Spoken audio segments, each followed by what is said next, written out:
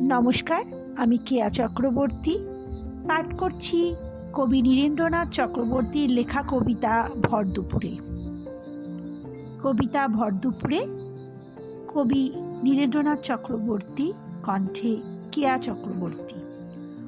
ওই যে অশ্বত্থ গাছটি, ও তো পথিকজনের ছাতা, তলায় ঘাসের গাল যেখানি আদর করে পাতা।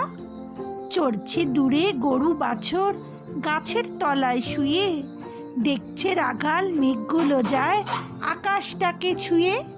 খোলের মধ্যে বোঝাই করে শুকনো খড়ের আঁটি, নদীর ধারে বাঁধা কাদের ওই বড় নৌকাটি।